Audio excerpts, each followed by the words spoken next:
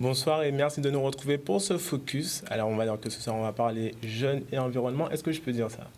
Tout à fait. Donc je reçois Alexia Fundere, étudiante en master, et Laurine Aijus, on va dire ingénieur Énergéticien. Ok, c'est quoi justement un ingénieur énergéticien? En fait, c'est un ingénieur, le métier d'ingénieur, mais spécialisé dans tout ce qui est énergétique, donc tout ce qui est dimensionnement, tout ce qui est étude de faisabilité, dans tout ce qui est projet énergétique, mais spécialité énergie renouvelable, solaire, éolien, géothermie, etc. C'est vraiment penser la société actuelle pour pouvoir satisfaire le besoin énergétique de celle-ci. Donc on peut dire que vous tous les deux vous vous êtes dédiés à l'environnement en étant jeunes, c'est bien ça? Tout à fait. Oui, c'est ça, exact. Et qu'est-ce qui a fait que vous avez penché pour ça? En fait, pour moi, l'environnement, c'est un sujet d'actualité déjà, parce que de plus en plus, on voit des changements climatiques qui sont manifestés autant par les cyclones, par l'agriculture qui est de moins en moins importante en denrées. On voit vraiment qu'il y a un impact aujourd'hui, donc pour moi, c'est le sujet à ne pas rater aujourd'hui. Justement, est-ce qu'on peut rattraper cet impact-là aujourd'hui? On essaie de faire comme on peut, comme on dit, en essayant de faire des mesures adaptées, mais c'est vrai qu'il faut un soutien assez important politiquement et aussi de tout un chacun, puisque nous sommes tous citoyens de cette planète. Justement, tu es en master, mais en master de quoi? Alors, je suis en master sciences du médicament et des produits santé. Donc, je vais m'orienter éventuellement vers la recherche et j'aimerais du coup allier ma passion pour les médicaments et les molécules au changement climatique, à l'importance de l'environnement. Donc on peut dire aujourd'hui que tu fais partie des 150, c'est ça? C'est ça, tout à fait. Donc je propose qu'on voit un petit peu le petit portrait d'Alexia pour cette convention citoyenne, c'est bien ça? C'est ça. Coucou, c'est Alexia, le coup de cœur d'IAM Caribbean.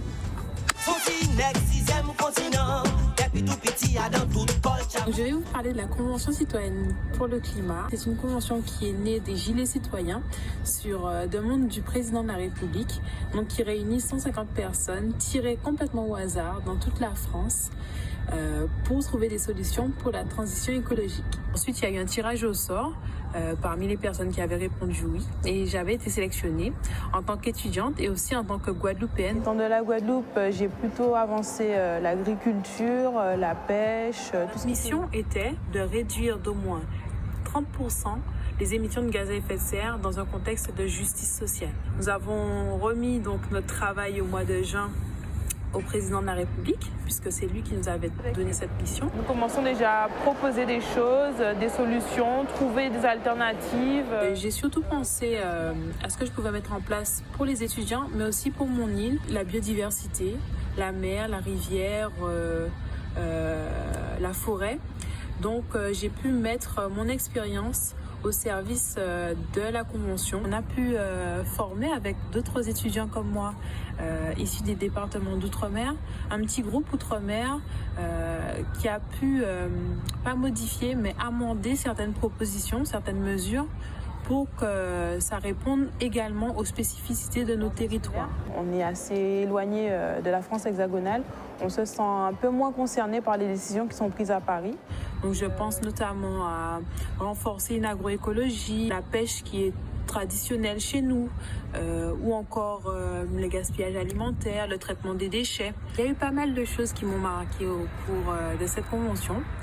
Donc premièrement, c'est la rencontre avec 149 autres personnes de la France hexagonale et de l'outre-mer. Ensuite, ça a été la rencontre avec les membres du gouvernement, donc le Premier ministre, la ministre de la Transition écologique, le président. Il nous a donné rendez-vous à l'Élysée, donc à 23 ans, l'Élysée, c'est assez impressionnant. Et on se dit que c'est la finalité d'un long travail où j'ai pu notamment apporter en fait des solutions pour l'environnement, pour mon île et pour les étudiants également. Une chance aussi de parler des difficultés écologiques que l'on rencontre sur les territoires d'outre-mer, notamment en proposant une mesure sur le crime d'écocide. Je pense notamment à la chlordécone qui sévit en Guadeloupe et en Martinique, en espérant qu'on trouve des solutions durable et qu'il y ait des actions concrètes pour aller vers une agroécologie, pour consommer local et garder nos traditions comme il se doit. On n'a pas oublié qu'on vient des Outre-mer. On y a pensé à chacune des propositions, à chaque solution. On a vu ce petit portrait. Donc justement, Alexa, quand on vient de la Guadeloupe, comment on fait pour se retrouver dans ce genre d'aventure, on va dire? Eh bien, en fait, parmi les 150, il fallait représenter un peu toute la France. Et c'est vrai que j'ai postulé, entre guillemets, pour faire partie et j'ai été tirée au sort. Mais c'est vrai qu'il faut avoir un petit tempérament pour un peu donner de la voix, on va dire, pour dire qu'effectivement, les Outre-mer sont parfois oubliés et qu'on est là. Et il faut trouver aussi des solutions pour ces îles qui ont parfois... qui subissent les conséquences de ce changement climatique. Donc il faut absolument qu'on donne des solutions, qu'on parle de ces spécificités pour trouver des solutions pérennes. Justement, c'était il y a quand même, je crois, 2 ans cette aventure. Entre-temps, qu'est-ce qui s'est passé? Est-ce que ça a été plus loin que ce petit séjour, on va dire? On va dire qu'il y a eu beaucoup de boulot. Malheureusement, le gouvernement n'a pas repris comme il se doit nos propositions. Ils avaient dit sans filtre, mais il y a eu pas mal de filtres. Mais c'est vrai qu'on a monté une association, l'association Les 150, qui, pareil, dans toute la France, continue de sensibiliser un maximum les jeunes, les moins jeunes, rencontrer les gens, parler de nos mesures, essayer de les mettre en place, en tout cas au niveau local. Et après, éventuellement, on continue de manifester pour que ça soit vraiment mis en place dans la France et pourquoi pas à l'international. Mais j'imagine quand même que dans ces 150, il y avait une minorité d'ultramarins. Comment on arrive à se faire écouter quand on est minoritaire comme ça? C'est vrai que c'est un peu compliqué, mais on a dû taper un petit peu du poing. Dire qu'on est là. On était environ 6 des Outre-mer et on a monté un petit groupe, on s'est rassemblés, on a travaillé de temps en temps et on s'est dit vraiment qu'on devrait partager ces spécificités et en fait on s'est rendu compte que les autres nous écoutaient énormément. Ils étaient là, oui, vous avez raison et donc on a tapé du poing, mais ça a payé en tout cas pour faire reconnaître la spécificité des Outre-mer. C'est clair que j'imagine que quand on est 150, quand on a une grande partie qui vient de la France hexagonale, c'est souvent les mêmes problèmes rencontrés. L'outre-mer, c'est un petit peu, ça intéresse, il y a une petite notion de curiosité de leur part. Tout à fait. Il y a la curiosité, beaucoup de questions sur comment vous vivez là-bas, parce que c'est vrai que quand on n'y vient pas, on ne connaît pas trop les problématiques qui y sont. Mais c'est vrai qu'en parlant de nos expériences, de notre quotidien, dans les Outre-mer, c'est vrai que les gens s'y intéressent un peu plus et connaissent un peu mieux nos problématiques. Donc vous avez rapporté vos travaux au président, c'est bien ça. Mais quelles ont été les propositions que vous avez pu faire pour l'Outre-mer aujourd'hui? Alors, on va dire que toutes les propositions, en général, s'intéressent un peu à l'Outre-mer. C'est vrai qu'on les a modulées. On a posé des amendements pour que dans les Outre-mer, il y ait des agencements en fonction de chaque mesure. Mais c'est vrai qu'il y a des mesures un peu comme l'écocide qui concernent totalement la Guadeloupe et la Martinique. Et pour moi, c'est important quand même de faire ces amendements pour que ça corresponde aux problématiques des Outre-mer. Est-ce que tu peux nous expliquer plus en détail cette mesure-là? Alors, la mesure d'écocide, en fait, c'est reconnaître en fait, que quelqu'un ou qu'une société a porté atteinte à l'environnement et punir, entre guillemets, et réparer les dégâts qui ont été causés. Et ce crime d'écocide, pourquoi il intéresse particulièrement la Guadeloupe et la Martinique? C'est par rapport à la chlordécone qui malheureusement sévit dans les denrées, dans notre quotidien. Nous sommes tous contaminés et c'est vrai qu'il faudrait trouver une solution. Il ne faudrait pas rester dans le passé en disant oui, on a ça, mais plutôt essayer de trouver des solutions pérennes sur le long terme pour éviter d'être contaminé ou plus contaminé par cette molécule. Vous pensez que ça sera puni un jour ou c'est un coup d'épée dans l'eau? C'est vrai qu'on suit de près tout ce qui a été fait sur la chlordécone notamment, mais c'est vrai que c'est un combat de longue haleine et il faut persévérer. Il faut vraiment persévérer et on espère qu'un jour, ce sera payant. Justement, et les autres mesures que vous avez pu porter pour les Outre-mer, c'était des mesures qui ressemblaient à quoi? Alors, par exemple, la pêche. La mesure sur la pêche, en fait, il s'agirait de protéger notre biodiversité marine.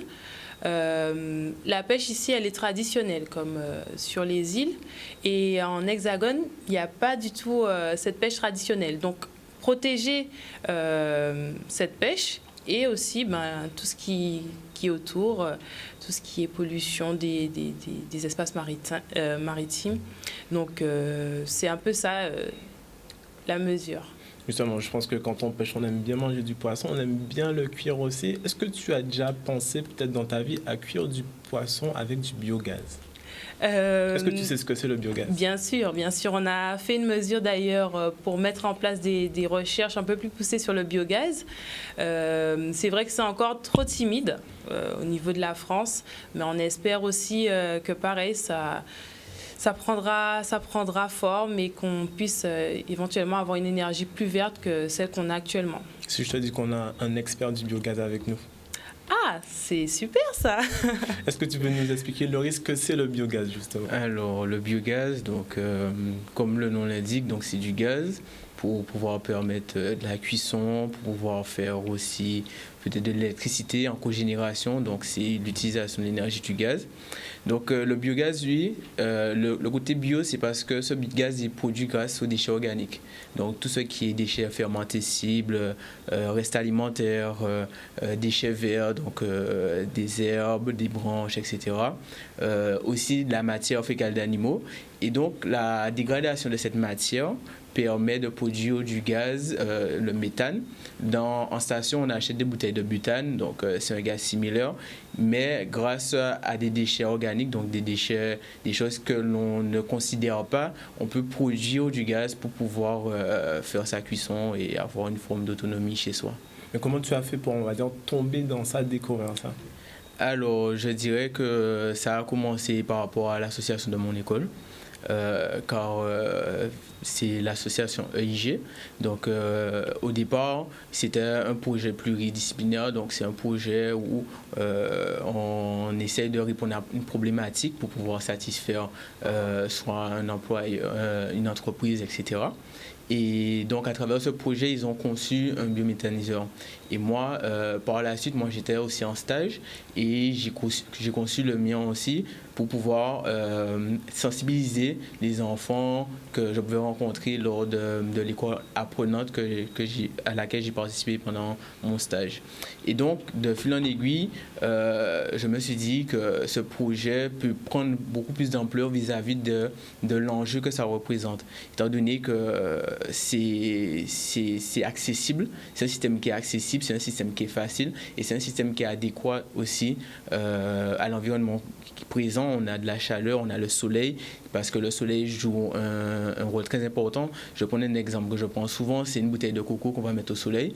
On va laisser macérer, se dégrader. Vous allez voir que lorsque vous ouvrez cette bouteille d'eau de coco, ça explose sur vous. Parce que la pression, le gaz qui a été produit grâce à la dégradation est important.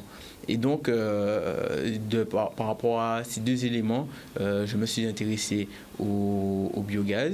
J'ai rencontré aussi mon collaborateur qui représente une entreprise Impact Bio qui distribuait des systèmes.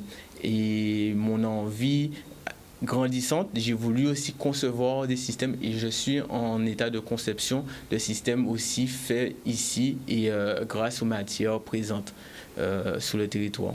Et est-ce que tu penses que les Guadeloupéens sont conscients de toutes les possibilités qui s'offrent à nous en termes d'énergie?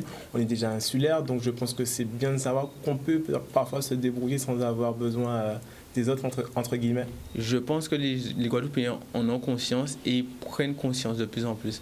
Car vis-à-vis des situations que nous rencontrons, que nous avons rencontrées dernièrement, selon moi, il y a une élévation de la conscience collective où on a ce souhait de pouvoir se satisfaire, de pouvoir répondre à nos problématiques, répondre à nos besoins, à entreprendre aussi pour pouvoir donner une direction à notre territoire.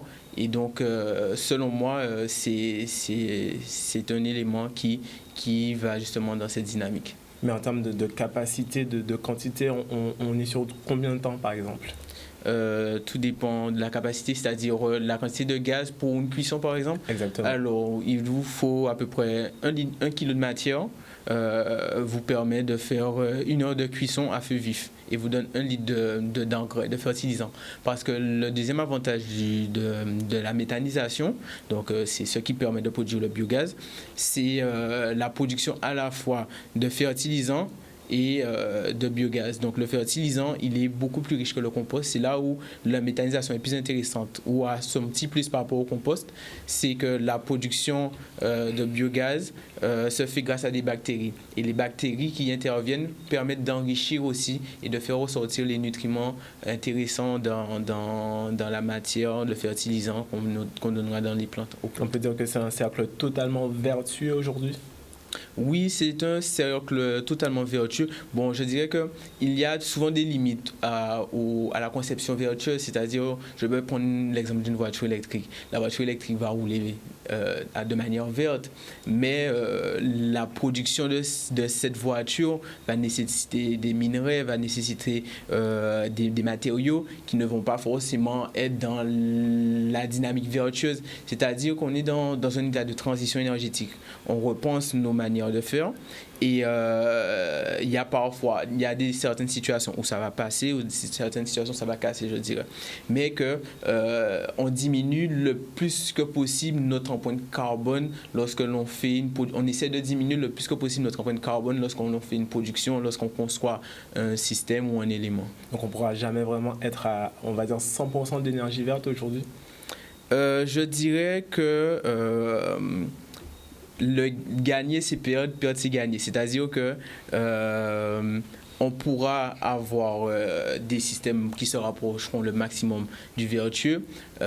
Après, dire que ce sera total, ce sera peut-être compensé d'une autre part, sous d'autres plans, la partie qu'on a perdue. Je crois qu'on a des petites vidéos de ce que tu as créé, de ce que tu as conçu. Est-ce qu'on peut regarder ça tout de suite?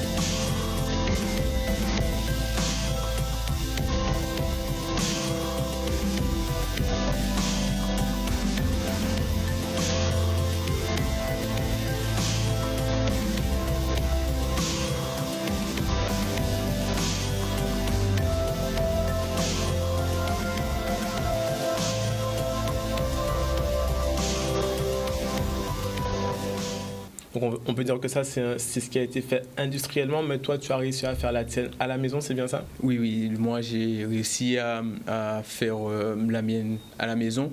Bon, sur Internet, on trouve de tout, des exemples, des systèmes déjà conçus. Et en m'inspirant, en voyant différentes vidéos, je suis parti dans la même dynamique de conception. Ça te rappelle des petites discussions d'il y a quelques années, ça, Alexia? Oui, des petites discussions et ça fait plaisir de voir qu'il y ait d'autres jeunes qui s'intéressent déjà et qui mettent en place ce qu'ils ont appris. Et moi, je pense que c'est bien d'avoir cette idée de faire passer le biogaz un maximum et d'aller vers un développement complètement durable. Et ça prend combien de temps à concevoir ça et d'avoir déjà du rendement, du résultat du gaz? Alors, à concevoir, je dirais, depuis qu'on a les outils, depuis qu'on sait où aller les chercher, ça prend au maximum 1 semaine. Après, pour pouvoir produire le biogaz, c'est 2 semaines d'amorçage, le temps que les bactéries interviennent, le temps que les bactéries apparaissent, car il faut du soleil, il faut de l'eau. Donc, l'eau plus le soleil augmente et permet de la dégradation, l'échange, l'homogénéisation de la matière et permettent de pouvoir faire la production de méthane. Donc là, c'est du feu que tu as réussi à allumer avec ton gaz fait maison. Voilà, exactement, et plus précisément avec de la matière fécale de bœuf. Donc, c'est l'avantage avec la matière fécale de bœuf, c'est, comme vous le savez tous, les bœufs produisent du méthane, le gaz. Et donc, dans leur estomac, il y a des bactéries qui sont favorables justement à cette production. Et du fait qu'il y ait déjà ces bactéries dans leur système, la matière est déjà adéquate.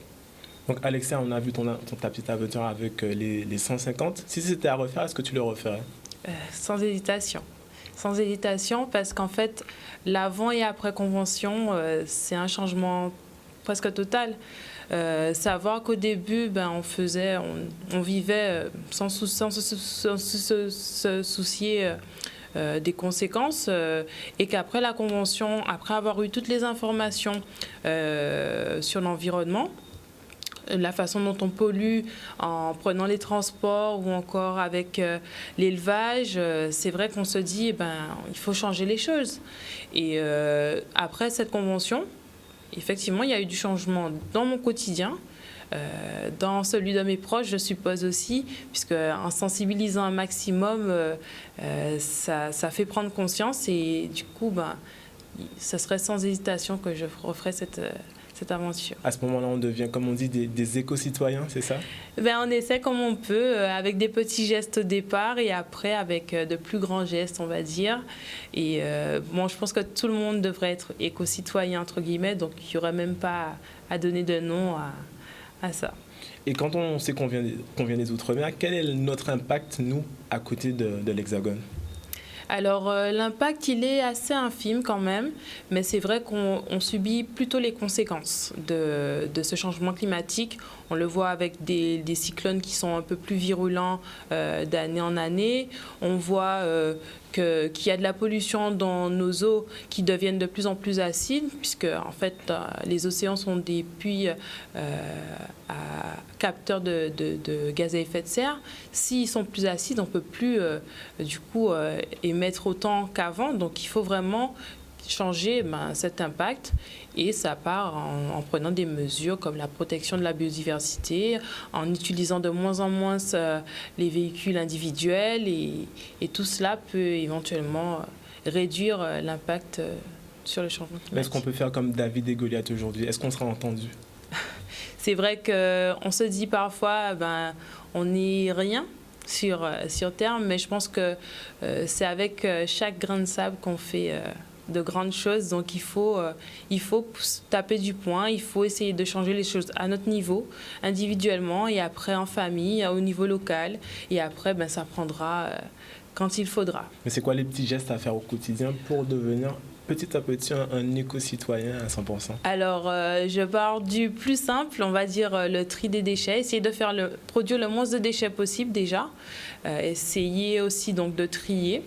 Essayer aussi d'utiliser le moins possible un véhicule polluant.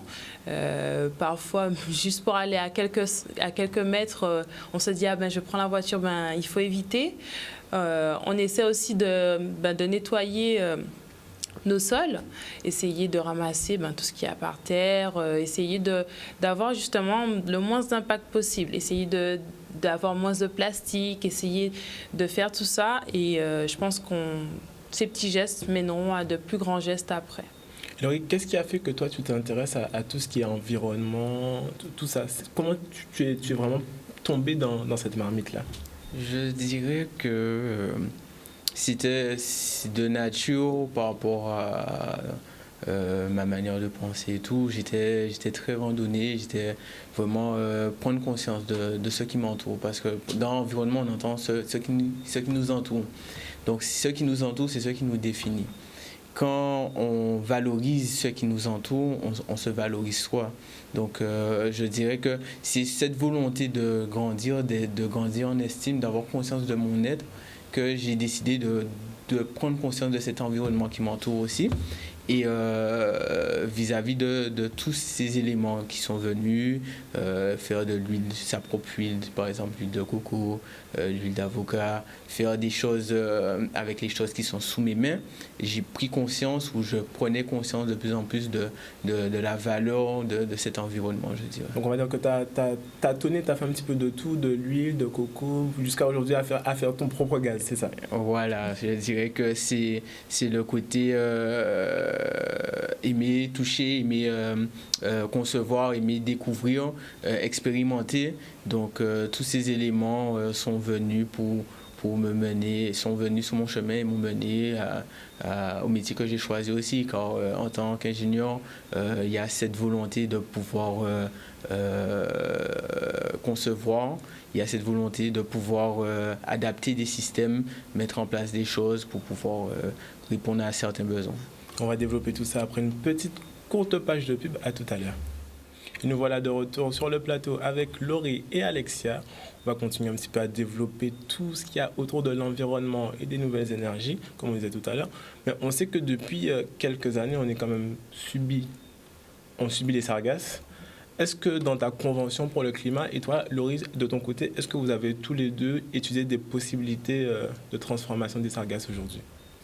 Alors, pour ma part, étant donné que j'ai un professeur qui travaille dessus, donc c'est Madame Sarah Gaspard, elle travaille sur la sargasse et sur la dépollution du sol, du chlordécone grâce à la sargasse.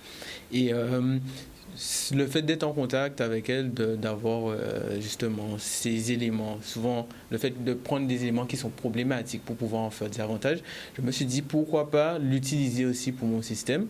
Étant donné qu'elle fait du charbon actif, je me suis demandé, je me questionne et j'étudie le fait de pouvoir utiliser la sargasse comme charbon actif pour aussi filtrer mon gaz, parce que l'avantage de la méthanisation, c'est de faire du biogaz pour la cuisson, mais il y a d'autres gaz comme de l'H2S, du carbone, tout ce qui est indésirable dans ma production, qui pourrait éventuellement être filtré grâce à cette matière qui pendant des années nous gêne. Je crois qu'il y a, en plus de ça, Damien Bissessard, je crois aussi, des personnes qui ont déjà produit des éléments qui sont inspirants pour pouvoir faire cette production, cette revalorisation. Je vois qu'Alexia a l'impression, j'ai l'impression que tu connais ce Damien Bissessard. Bien sûr, c'est vrai que personnellement je ne le connais pas, mais c'est vrai que je suis pas mal ses travaux.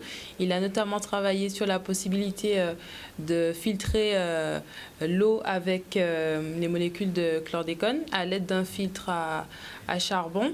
Et moi, ça m'a beaucoup intéressée puisque j'aimerais travailler plus tard éventuellement sur la chlordécone.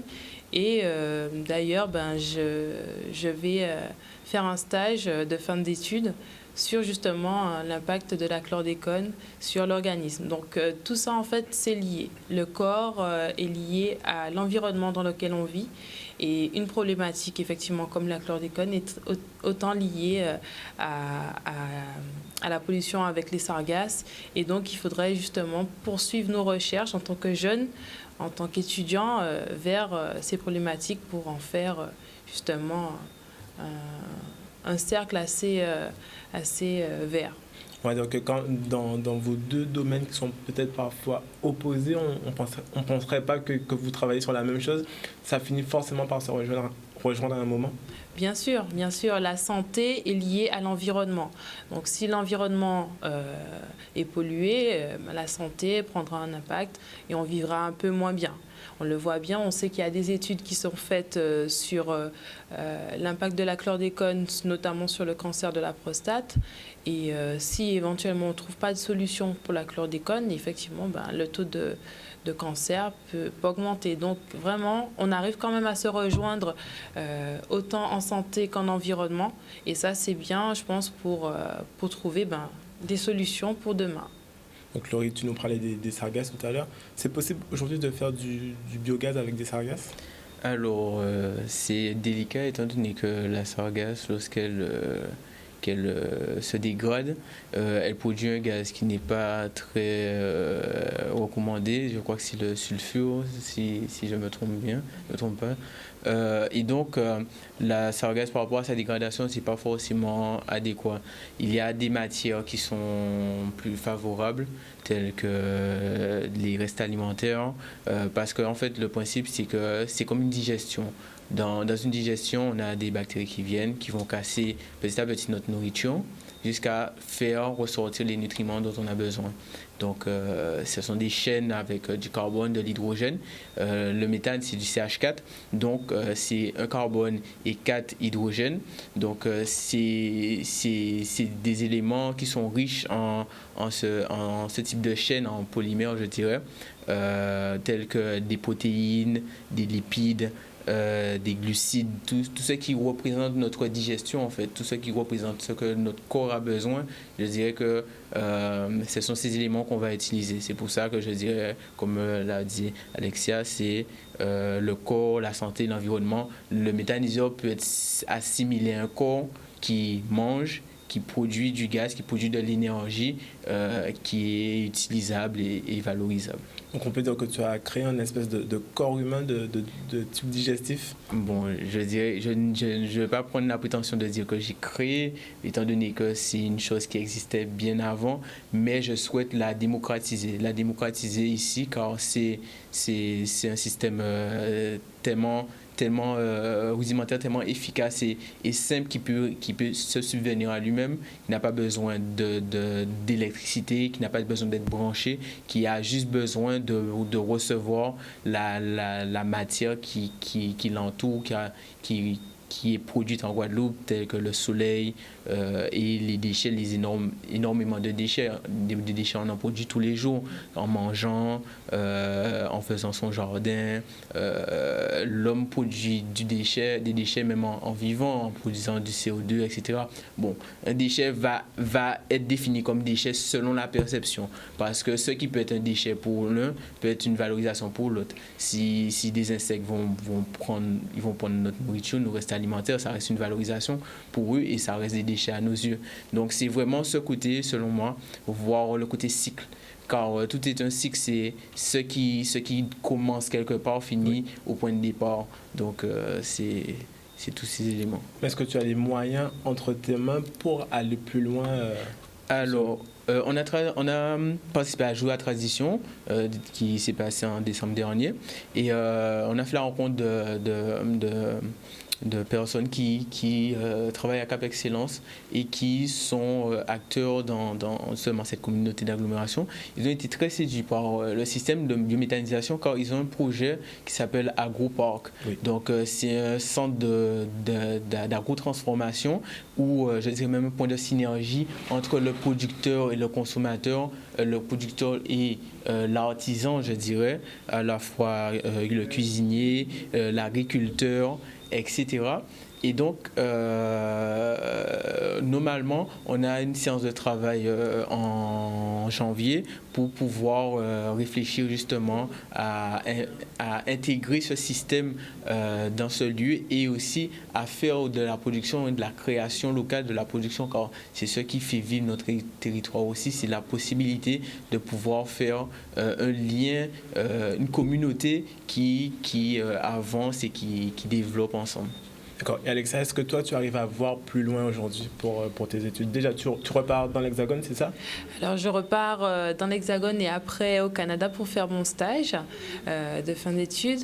Mais en fait, j'aimerais beaucoup revenir déjà pour mettre à profit mon expérience acquise, mes connaissances, essayer de partager, de sensibiliser un maximum les Guadeloupéens et en espérant que du coup d'autres jeunes comme moi-même n'aient pas peur de revenir et de mettre à profit tout ce qu'ils ont appris dans l'Hexagone.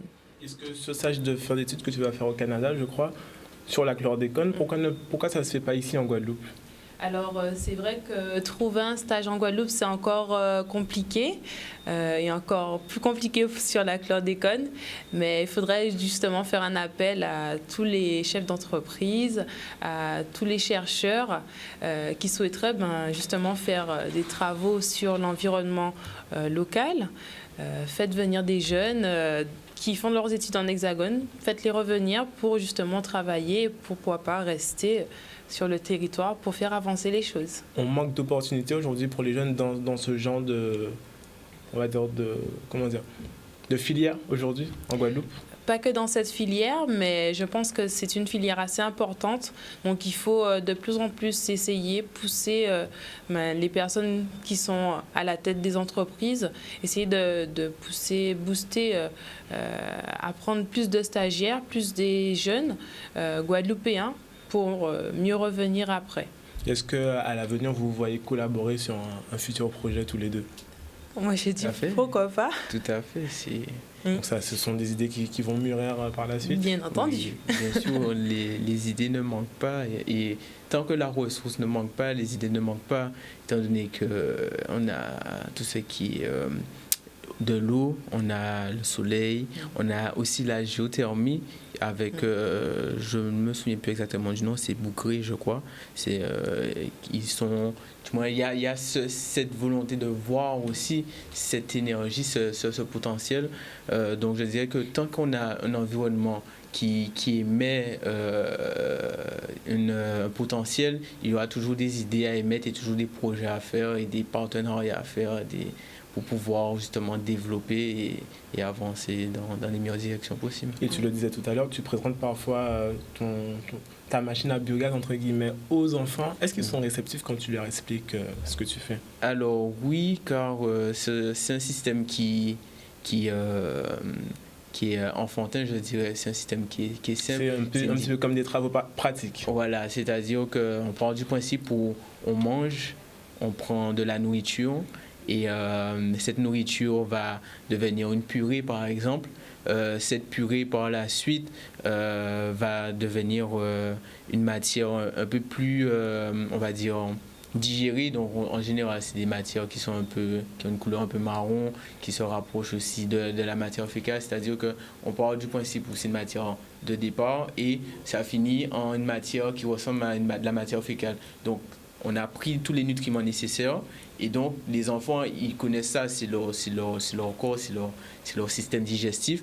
Donc ils sont réceptifs à cet élément et à des choses qui sont familières telles que l'odeur de méthane aussi qui se rapproche de l'odeur du paix. Donc ce sont des éléments qui sont enfantins mais qui ont leur potentiel, qui ont leurs enjeux.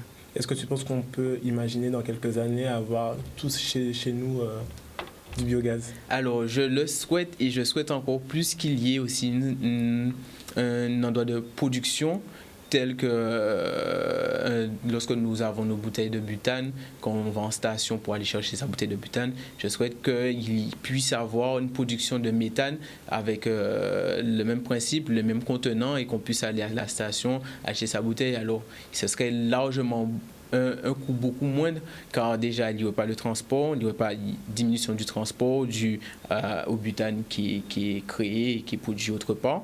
Et par rapport à l'élément de base aussi qui vient de nous. Donc pour moi, ce serait l'idéal. Et Alexa, tu penses qu'avec des solutions comme celle-ci, les 150 seraient peut-être aller un petit peu plus loin? Eh bien, beaucoup plus loin. Déjà, le fait de mettre en place ce projet, c'est énorme. C'est énorme parce que nous, on est encore resté à l'échelle de mesures qui malheureusement n'ont pas été reprises, mais qui au niveau local sont potentiellement faisables. Donc, de savoir que le projet est en œuvre, le partager, sensibiliser un maximum, essayer justement d'avoir aussi des subventions, pourquoi pas, pour justement faire que tout un chacun puisse acquérir ce dispositif et aller vers une autonomie énergétique. Comment ça se fait qu'il y a eu autant de réunions, autant de rencontres et que les mesures soient restées au stade de papier après avoir été à l'Élysée? Alors en fait, ce qui s'est passé, c'est qu'on a eu beaucoup de travail avec des experts, puisque c'est vrai qu'on était tiré au sort de toute la France, on ne savait pas forcément... Des non-initiés, en fait. Voilà, exactement. Et c'est vrai qu'on a eu donc ces intervenants, et il fallait déjà emmagasiner les informations, savoir ce qu'on voulait, tout en respectant le contexte de justice sociale et trouver des solutions qui soient pérennes pour l'environnement. Et c'est vrai que ça a été long, on a été déçus à la fin, mais on continue en tout cas au sein de l'association Les 150 de sensibiliser un maximum et de faire remonter nos propositions, ne serait-ce qu'au niveau local et après... on verra la suite. Parce que j'imagine que vous n'avez pas les moyens du gouvernement aujourd'hui. Ça c'est sûr. Mais après, on sait qu'au niveau du financement, c'est totalement possible, mais c'est vrai que certains gouvernements préfèrent orienter leurs finances vers autre chose. Est-ce que dans ce quinquennat qu'on a connu, est-ce que l'environnement était une des causes majeures, entre guillemets? Je ne pense pas. Je ne pense pas parce que c'est vrai que si autant de moyens ont été mis en place pour faire naître cette convention citoyenne et qu'à la fin, le travail qui a été produit n'est pas repris, je pense que c'est pas un quinquennat qui est orienté vers l'environnement. Est-ce qu'on peut envisager une convention citoyenne guadeloupéenne avec des jeunes de chaque commune de Guadeloupe? Eh bien, c'est quelque chose qu'on a réclamé, qu'on n'a malheureusement pas eu. C'est vrai qu'on a rencontré le ministre des Outre-mer pour lui soumettre la proposition, donc que naissent des conventions citoyennes déjà au niveau local. Il a plutôt aimé l'idée, mais c'est vrai qu'on n'a pas eu cette convention citoyenne attendue. Mais je fais appel à nos dirigeants au niveau local pour éventuellement faire naître cette convention pour l'environnement. Donc moi, Alexandre, on espère te revoir dans quelques mois après ton stage autour de la chlordécone et Laurie peut-être à l'Agroparc dans quelques années. Je le souhaite, ou tout autre lieu qui sera propice, propice au développement, à l'innovation et à la création de systèmes qui valorisent notre territoire. Et avant de se quitter, on va retrouver Haroldus qui va nous faire un petit point sur ce point Covid qui a eu un petit effet. Tu viens à côté de moi. Bonsoir tout le monde. Tu peux rester, Samy, viens. Parce que justement, on a essayé de faire un petit duplex, ça a coupé tout à l'heure, on a eu quelques petits soucis de connexion. Et pour en revenir justement sur ce point Covid... Qu'est-ce qui va changer ? Concrètement, ça va être couvre-feu, donc pendant 3 semaines, couvre-feu dans un premier temps de 22h à 5h du matin. Le préfet Rochat a déjà prévenu que d'ici vendredi, il refera un point et il serait susceptible de rabaisser donc, la jauge à 20h, de 20h donc à 5h du matin. Les plages, rivières, pas de pique-nique, de moins en moins accessible, comme d'habitude, on est un petit peu rodé à ça. Pas de rassemblement de plus de 6 personnes. Tu vas être extrêmement déçu cette année, mais pas de déboulé. Il n'y aura pas de déboulé cette année. Pourquoi moi? Parce que tu aimes le carnaval. Oui, comme tout Guadeloupéen, mais j'aime particulièrement le carnaval. Et finalement, ça donne raison aussi à Yarman. On en parlait justement l'autre jour, il avait annulé sa saison. Et bien finalement, ça lui donne raison, puisque là, c'est encore plus incertain que la semaine dernière. Donc, désolé pour vous, hein, ça c'est la grosse mauvaise nouvelle du jour. Sinon, par rapport aux contaminations, c'est vrai, comme tu l'as présenté en début d'info, il y a 4000 cas. Il y a 4000 cas en 2 jours. Bon, on s'y attendait un petit peu puisque le Omicron est beaucoup plus contagieux que le Delta. Bon, mais moins agressif. Mais beaucoup moins agressif. Bon, la direction de l'ARS ne reconnaît pas encore vraiment cette baisse drastique d'agressivité. Mais bon, ils attendent effectivement... On voit ce qui s'est passé en Afrique du Sud. Mais elle a nuancé sur l'Afrique du Sud, justement, en disant qu'en Afrique du Sud, ils ont une population quand même qui est très jeune, une population qui n'est pas très vaccinée. Donc, 27% de vaccination. Quand même. Bon, c'est inférieur, largement inférieur au niveau national. Mais on a encore demandé aux Guadeloupéens d'aller se faire vacciner, encore aujourd'hui. On est à 40% global, 40% de vaccination en global. Des rumeurs de confinement aussi. Confinement, ça reste au stade de rumeur pour l'instant. On va pas se prononcer tout de suite ou leur donner de mauvaises idées. Hein. On a vu des confrères annoncer. Oui, c'est vrai. Mais on n'espère pas, puisque le préfet pense durcir dans les jours qui viennent. Mais on n'espère pas, puisque effectivement il peut y avoir beaucoup de cas, mais s'il n'y a pas de grosses répercussions sur le milieu hospitalier, on a peut-être une chance de passer. Parce que pour le moment, il y a 3 cas de réanimation. Il y a 3 cas en réanimation exactement cette année. Donc pour l'instant, 3 cas, 16 hospitalisations Covid sur toute la Guadeloupe, donc on n'est vraiment pas sur des chiffres qui sont alarmants. C'est vraiment, on va dire, préventif aujourd'hui. On est clairement dans du préventif, avec 3 personnes en réa, donc là ils s'attendent en fait à une vague sur les 2 prochaines semaines, puisqu'on a un petit délai d'incubation de 14 jours. ça fera 3 semaines quand même de délai, mais moi je compte 2 semaines à partir de maintenant pour effectivement voir si la situation empire. On a questionné aussi sur les enfants, une grande interrogation. Et pour les petits, bon, même si l'Omicron est moins agressif, il recommande quand même la vaccination. Bon, j'ai pas pu lui demander pourquoi ils allaient contre l'avis de l'Organisation mondiale de la santé. Bon, j'en ai discuté un peu en off avec monsieur le préfet, mais bon, ça restera, on va dire, ça restera entre nous. Il a des réponses un peu un peu spéciales. Donc voilà. Tu peux disposer? Tu conclus? Parce qu'on demande toujours pour toi. Mais non, c'est pas moi. Cette année, venez ici. Moi, je vais m'asseoir. Cette année, venez ici. Et j'ai beaucoup aimé justement votre petite présentation, je tiens à dire ça. Bon, ça m'étonne pas, vous devez connaître Stanley, hein, je pense. Je vous souhaite bon vent, bon courage pour vos projets respectifs, par contre, puisque vous le savez, bon, c'est difficile, hein, le domaine dans lequel vous avancez, les énergies vertes, enfin, le développement durable, tout ça, c'est beaucoup dans la bouche. Mais peu dans la concrétisation malheureusement. Mais techniquement, c'est notre sortie vers le haut pour les prochaines décennies. Donc j'espère vraiment que de beaux projets comme les vôtres vont trouver preneur auprès des collectivités ou auprès des populations. Sinon, vous avez les levées de fonds aussi. N'hésitez pas à piocher un petit peu dans la poche de tous les Guadeloupéens et de la planète entière, puisque ça contribuera à nous maintenir en vie. Hein. On aimerait bien rester vivant et sur cette planète chérie. Donc voilà. J'ai pas d'autres mauvaises nouvelles à annoncer cette année. Non, je pense pas. Donc tout va bien. Tu veux revenir? You can come back. C'est à toi de conclure ton émission. Oui, vous voyez des choses à Canal 10 Télévision que vous ne verrez nulle part ailleurs. Mais j'adore cette année, donc cette année va conclure l'émission. Voilà, on a terminé sur ce petit point Covid et ce point environnement et santé. Et on se dit à demain pour une nouvelle tranche info.